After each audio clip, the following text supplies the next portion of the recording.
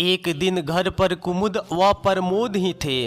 कुमुद नहाकर बाहर आई थी। गीले बालों से भीगी साड़ी में लिपटी कुमुद ने प्रमोद को उत्तेजना से भर दिया। वह खुद को संभाल नहीं पाया और सारे बंधनों को भूलकर कुमुद को अपनी बाहों में भर लिया। पता नहीं कुमुद पर भी कैसा नशा चढ़ा, वह भी उसका साथ देने लगी। दोनों वासना से भर गए और एक नमस्कार दोस्तों, आपको प्रियंका स्टडी में स्वागत है। दोस्तों ये कहानी पूरा सुनिए, बहुत ही इंटरेस्टिंग कहानी है। तो चलिए शुरू करते हैं। समधी साहब, शिल्पा के जाने के बाद घर वीरान सा हो गया है। नरेंद्र भी पत्थर सा हो गया है।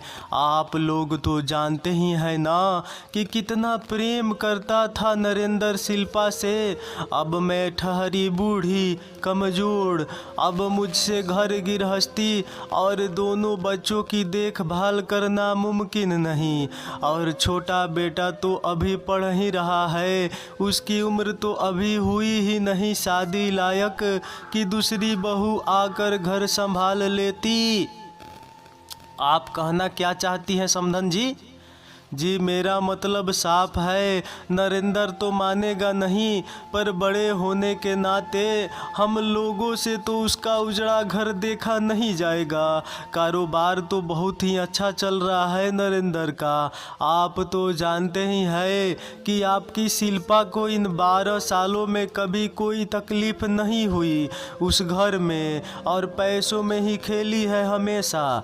सो तो है। वैसे तो नरेंद्र के लिए अब भी एक से एक अच्छी लड़कियों के घरों के रिश्ते आ रहे हैं इसके अच्छे कारोबार को देखकर, पर मैं चाहती हूँ कि घर की बात घर में ही रहे।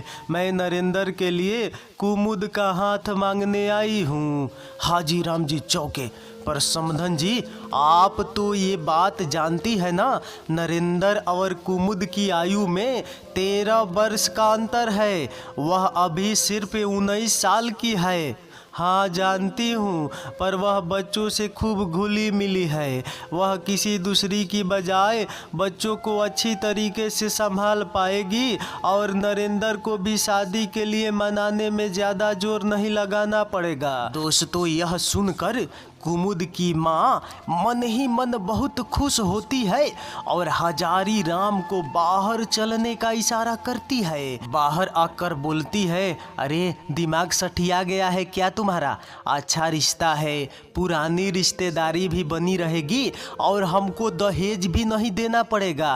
राज करेगी हमारी कुमुद शिल्पा की तरह यहाँ। हजारी राम कहते हैं, कुमुद 12 तक पढ़ी है और नरेंद्र सिर्फ 7वीं पास।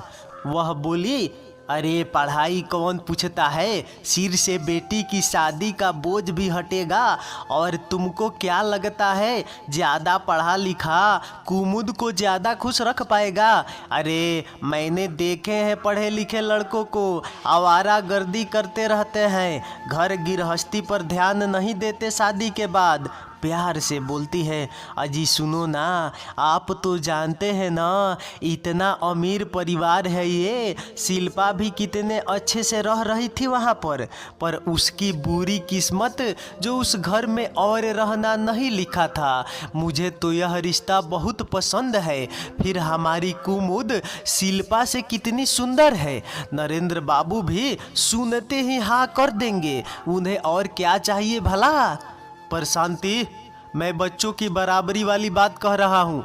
बीच में टोक कर जोर से बोलते हुए कुमुद की माँ बोली, जी मैं कुछ नहीं जानती, ऐसे मौके बार बार हाथ नहीं लगते। जाओ अंदर जाकर इस रिश्ते के लिए हाँ बोल दो। पर एक बार कुमुद से तो पूछ ले। क्या पूछोगे उससे? हाँ उसे ज़्यादा पता है क्या? हम माँ बाप है उसके, और रिश्ते नाते जोड़ते वक्त लड़कियों की राय लेना ज़रूरी नहीं होता, समझे? हमसे तो कभी नहीं ली किसी ने हमारी राय। चलो जाओ हाँ बोलो दो समधन जी को। अपनी धर्म पत्नी के तीखे शब्द, बाण प्रहारों और समझदारी के आगे हजारी राम की ईक न चली और उन्होंने शादी के लिए हामी भर ली। हजारी राम की बड़ी बेटी शिल्पा 2 छोटे बच्चों को और 12 साल की शादी को छोड़कर लंबी बीमारी के कारण स्वर्गवासी हो गई थी। उनकी छोटी बेटी कुमुद ने अभी अभी 12वीं की परीक्षा दी है। उसके भी अपने जीवन से बहुत से सपने हैं, पर सब बातों से अनजान कुमुद का रिश्ता उसके ही अधेड़ उम्र के जीजा के साथ तय कर दिया गया। दोस्तों, घर में ये सब तैयारियां देखकर कुमुद आई और बोली, माँ ये कैसी तैयारियां हो रही है? इतना सामान, कपड़े, जेवर सब कुछ कहाँ से आया? किसके लिए आया है? साज सज्जा का सामान घर में आया देख कौतूहलवश कुमुद अपनी माँ से पूछती है। माँ बोलती है, तेरे लिए। खुश होते हुए कुमुद बोली, मेरे लिए? कहाँ जाना है? शादी है क्या किसी की? माँ बोली, हाँ, किसी की नहीं, तेरी। ये सुनकर चौंक जाती है कुमुद और बोलती है, मेरी शादी? मेरी शादी है क्या? कब? किससे? मुझे पता भी नहीं। माँ बोली, सब बातें तुझे पता होनी जरूरी है क्या? कुमुद बोली, माँ मेरी शादी है और मुझे ही पता नहीं। माँ बोलती है, क्या तू इतनी बड़ी हो गई है कि अपनी शादी का फैसला खुद करेगी? अभी तेरे माँ बाप जिंदा है। कुमुद बोली, माँ मुझे पता भी नहीं मेरा होने वाला दूल्हा कैसा है, कहाँ से है, क्या करता है, मुझे यह बातें पता होनी चाहिए। माँ बोली, तुझे सब पता है। तुम्हारे जो जीजा जी थे पहले, तुम्हारी शिल्पा बहन के पति, अब वह तुम्हारे पति होंगे। कुमुद की आंखों के आगे अंधेरा छा गया यह सुनकर। और यह सारा सामान, कपड़े, साड़ियाँ, जेवर? फिर माँ बोली, और यह सारा सामान, कपड़े, साड़ियाँ, जेवर उन्होंने ही भेजवाए हैं तेरे लिए। कल तेरी शादी है ना। कुमुद बोली, वह पहले से ही 2 बच्चों के पिता है। माँ बोली, तो क्या मौसी माँ का प्यार नहीं दे सकती? और इनको पालने के बाद अपने भी कर लेना बच्चे, कोई कमी थोड़ी ना है उस घर में। सैकड़ों लोगों को पाल सकते हैं नरेंद्र बाबू। मैं खुश किस्मत थी, मुझे ऐसा जमाई मिला था, और अब मैं उसे किसी भी हालत में नहीं खोना चाहती, समझी? कुमुद के पिता हजारी राम वहाँ आते हैं। वह आंखों में आंसू भरकर और हाथ जोड़कर कुमुद से कहते हैं, बेटी मेरी लाज रखना। कुमुद अंदर कमरे में चली जाती है और दरवाज़ा बंद करके अकेले में फूट फूट कर रोने लगती है। उसे उसके सारे सपने धूमिल होते, बर्बाद होते दिखाई देते हैं। खैर, बिना रीति रिवाजों के और कम लोगों की मौजूदगी में कुमुद और नरेंद्र की शादी हो जाती है, क्योंकि नरेंद्र की माँ भी नहीं चाहती थी कि ज़्यादा व्यक्ति इकट्ठे हो और कोई बोली मार दे और कुमुद का रिश्ता तुड़वा दे, क्योंकि इस उम्र में नरेंद्र को और कोई अपनी लड़की देने से तो रहा, उन दोनों की जोड़ी गुलाब जामुन और रसगुल्ले सी लग रही थी। कुमुद शादी होकर आलीशान घर में आई। उसके सभी रीति रिवाज सही तरीके से निभाए गए, पर उससे कुछ भी मन से नहीं हो पा रहा था। सुहाग रात पर नरेंद्र ने दानव की तरह अपनी प्यास बुझाई। कहीं से नहीं लग रहा था कि उसे शिल्पा के जाने का रति भर भी दुख था। उस रात का कुमुद का अनुभव बहुत ही डरावना था। फलतः उसे अच्छे लगने वाले अपने जीजू से अब डर लगने लगा था। वह उसे देखते ही सहम जाया करती थी। शाम को काम से लौटते ही वह बिना किसी प्रेम मिलाप की बातें किए उस पर भूखों की तरह टूट पड़ता और पीछे रह जाती सिर्फ कुमुद की तकलीफ। क्या शिल्पा दीदी इस घर में सच में खुश थी या फिर हंसने का दिखावा कर दिया करती थी? कुमुद सोचा करती, क्या उन्होंने ही मौत के भेंट चढ़ा दिया दीदी को? पर कुमुद रोने धोने के अलावा और कर भी क्या सकती थी? घर वापस जाने का रास्ता भी नहीं था। वापस जाती तो 2 थप्पड़ लगाते और वापस भेज देते। वह सारा दिन छोटे बच्चे को संभालती, उनके कपड़े धोती, खाना बनाती, सबको खाना खिलाती, फिर भी उसकी सास के ताने चलते ही रहते। रहते। करमजली खाना नहीं बनाने आता तुझे, क्या रुला रही है बच्चों को। ऐसे ही छोटी सी गलती पर भी वह उस पर बेत चला देती। कुमुद सारा दिन काम से थक कर चूर हो जाती और रात को नरेंद्र की हवस का शिकार होती। अगर बच्चे नरेंद्र के इस काम में विघ्न डालते तो वह भी कुमुद पर ही बरसता। कुमुद का जीवन नीरस सा हो गया था। कुमुद मुरझाए कमल की तरह हो गई थी। वह अपनी सास और नरेंद्र का सारा गुस्सा भी बेचारे नादान ना समझ बच्चों पर उतार देती। अकेले में उनको खूब पीटती। जब तक नारी खुद माँ नहीं बन जाती उसका ममत्व जागृत नहीं होता। वह दूसरे बच्चों को वह ममता नहीं दे पाती जो माँ बनने के बाद खुद के बच्चों को देती है। अपने बच्चे को डांटते हुए भी प्यार छुपाए रहती है, पर भगवान ने उसके लिए कुछ और ही लिखा था।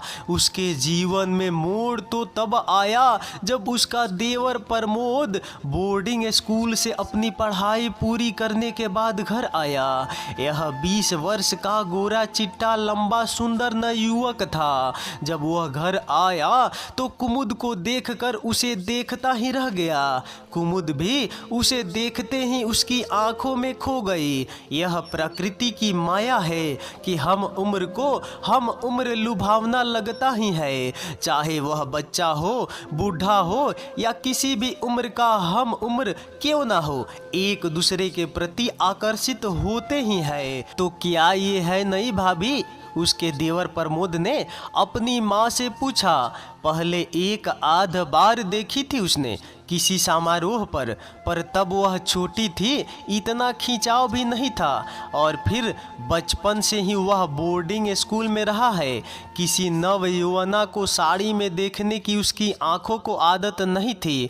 प्रमोद को साड़ी में लिपटी कुमुद का अंग अंग लुभा रहा था। कुमुद को भी प्रमोद बहुत ही भा गया था। उसे देखते ही उसका यौवन पुनः प्रस्फुटित हो गया था। मन ही मन दोनों एक दूसरे को दिल दे बैठे थे, पर रिश्ते की बंदिश थी। दोस्तों, कुमुद को अब एक अनजाने सी खुशी महसूस हो रही थी। अब उसका घर में, काम में, बच्चों में मन लगने लगा था। वह खुश रहती। प्रमोद जब भी उससे कुछ काम कहता वह दौड़ कर करती। वह उसके इर्द गिर्द ही उसकी सेवा में लगी रहती। एक दिन घर पर कुमुद व प्रमोद ही थे। कुमुद नहाकर बाहर आई थी। गीले बालों से भीगी साड़ी में लिपटी कुमुद ने प्रमोद को उत्तेजना से भर दिया। वह खुद को संभाल नहीं पाया और सारे बंधनों को भूल कर कुमुद को अपनी बाहों में भर लिया।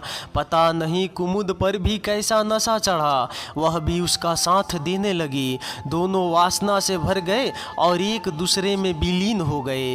इतनी तृप्ति व आनंद की अनुभूति कुमुद को नरेंद्र के साथ कभी नहीं हुई थी जो प्रमोद के साथ इस सहवास क्रीड़ा में हुई थी। वह अनंत खुशी से भर गई। इस कृत्य में उनको बच्चों के रोने की आवाज भी नहीं सुनाई दी। बच्चे होने से पहले का सहवास अलग ही शांति प्रदान करता है, जिसका हक कुमुद से छीन लिया गया था। अब तो यही क्रम चलने लगा। मौका देखकर वह एक दूसरे की बाहों में समा जाते। कुमुद अब घर के अन्य सदस्यों को नींद की दवाई भी देने लगी थी, ताकि उनके प्यार में कोई विघ्न न आए और उनको अधिक मौका मिल पाए। लूटी हुई बेचारी कुमुद को अब यही अपने जीवन का सुख नजर आ रहा था, पर यह सुख उसे और ज्यादा दिन नहीं मिलने वाला था।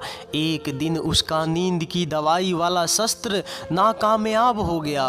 उसकी सास ने उसको और प्रमोद को आपत्तिजनक अवस्था में देख लिया।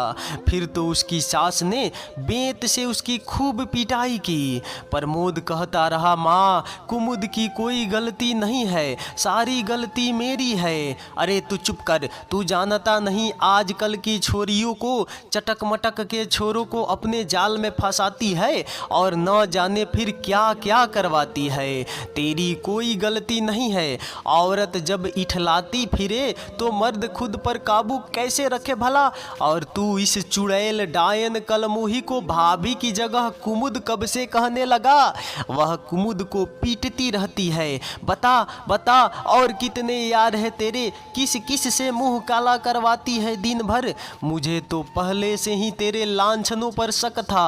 तेरे माँ बाप ने जबरदस्ती थोप दिया तुझे हमारे माथे। रुक तू, अभी पंचायत इकट्ठा करती हूँ और नरेंद्र तेरे घर वालों रिश्तेदारों को भी बुलाती हूँ और तुझे इस घर से दफा करती हूँ। वह कुमुद को कमरे में बंद करके बाहर से ताला लगा देती है और चाबी अपने पास रख लेती है। रिश्तेदारों को इकट्ठा करने के लिए सबके पास फोन करने लगती है। प्रमोद मोटरसाइकिल की चाबी उठाकर बाहर निकल जाता है। वह घर के पीछे की सड़क से कुमुद के कमरे के पास आता है और फिर कुमुद को आवाज लगाकर खिड़की खुलवाता है। अंदर कमरे में आता है और अलमारी से बैग और कुमुद के कपड़े निकालने लगता है। क्या कर रहे हो प्रमोद?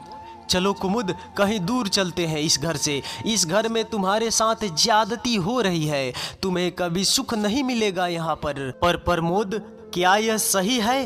तो क्या जो तुम्हारे साथ हो रहा है वह सही है? कब तक यूं घुट घुट कर जीती रहोगी? पता नहीं आगे तुम्हारा क्या अंजाम होगा। आज की बात के बाद मैं तुम्हें इस हाल में नहीं देख सकता।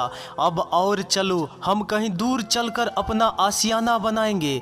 पर बच्चे, क्या अब भी तुमको बच्चों की पड़ी है? जो तुम्हारे खुद के हैं ही नहीं, वह तुम्हें यहाँ से निकालने वाले हैं और फिर दूसरी ले आएंगे नरेंद्र भैया के लिए। जो बच्चे संभालेगी तो फिर तुम्हारे इस तरह जाने के बाद भी दूसरी तो आ ही जाएगी। अब सबकी और समाज की फिक्र छोड़ो और अपनी जिंदगी जियो। चलो मेरे साथ, मेरा घर बसाओ। हम पढ़े लिखे हैं, कुछ भी कर सकते हैं। हाँ, यहाँ मैं बैठे बैठे खा सकता हूँ जिंदगी भर, पर तुम्हारे बिना भी जीना गंवारा नहीं, क्योंकि सच्चा प्यार करता हूँ तुमसे। वैसे भी सालों से बाहर रहा हूँ, मेरा इस घर से इतना लगाव नहीं है। इस घर में तुम्हारे रहते ही दिल लगा है मेरा। अब हम अपना एक नया घर बसाएंगे जिसमें तुम और मैं होंगे और हमारे बच्चे। कुमुद खुश हो जाती है। वह बैग में कपड़े और जेवर पैक करती है। प्रमोद भी अपने कमरे से अपने कपड़े और बहुत सारे पैसे लेता है।